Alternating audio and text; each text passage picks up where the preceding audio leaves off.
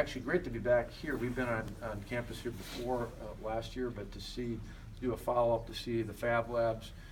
Part of that is funded through a grant from the Wisconsin Economic Development Corporation, as we're doing with others across the state.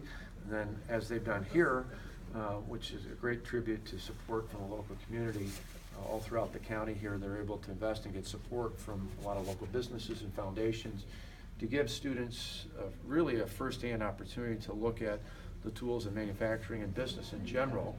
And this is something that we hope will not only grow here, but elsewhere across the state in the state budget, which is on target to be passed in the Joint Finance Committee this week, through the full Assembly and Senate next week, and then should be sent to us by the following week. So they'll have it passed, as we predicted, by the end of the summer, before the start of the fall.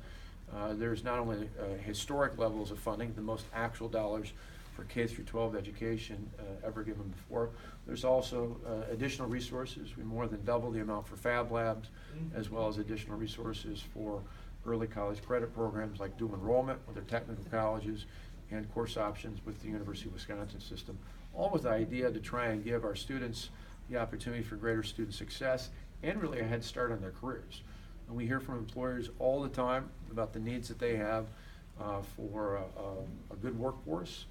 There's job wanted signs all over the state. We have more people employed in the state right now in 2017 than we've ever had before. One of the lowest unemployment rates in most of our counties that we've had in the past.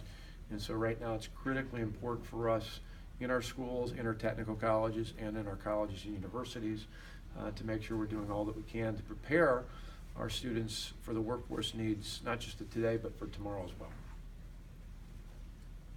All right, can we ask what your reaction on the budget and how it's going? And well, I think it's great that they're back. Again, our hope had been that they'd come back this week in the Joint Finance Committee and wrap things up. They're on track to complete the budget this week, which means on the 12th and the 14th, the State Assembly and State Senate should be in to pass the full budget. And again, we'll get it before the end of the summer from them. That's good because for school boards and local governments, they need to know what's in there to go ahead with their budgets in the fall as they set the levy. The fact that really something unprecedented, you get more actual dollars in education, K through 12 education, ever before.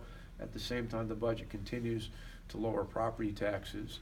In fact, in 2018, property taxes will be lower than they were 4 years ago and lower than they were before we started, while still putting historic amounts into K through 12 education. Really is a boom. Lower property taxes, more money for schools. We're pleased with the progress in the budget. You were adamant that the gas tax not be increased, but you were okay with the electric and hybrid vehicle fees being increased. I was just curious your thoughts on the difference between the two.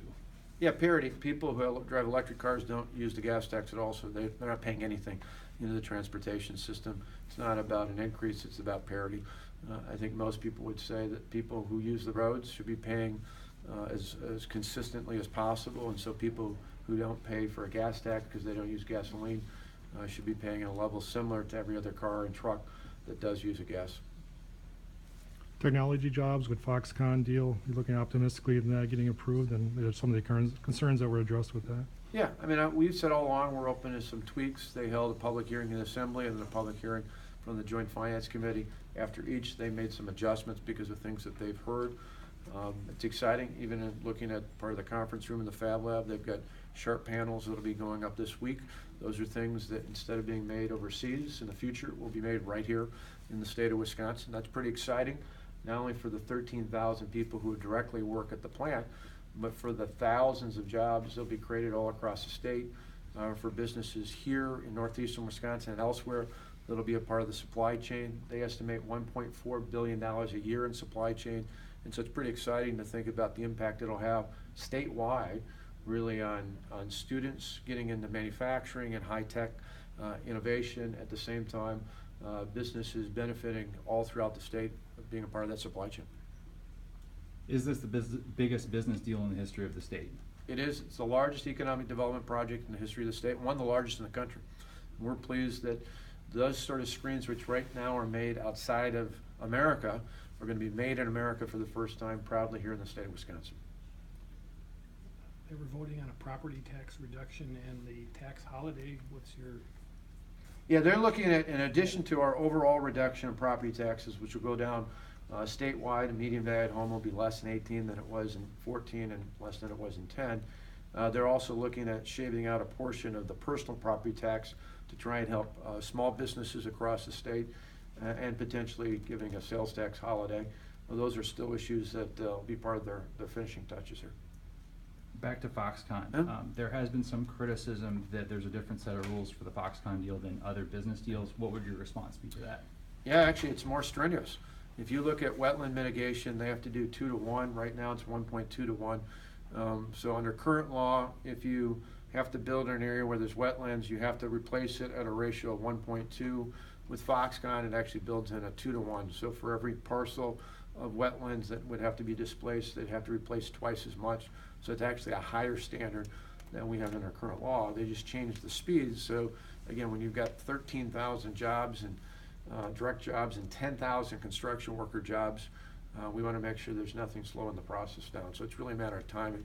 But the laws still have to be complied with, and in the case of wetlands,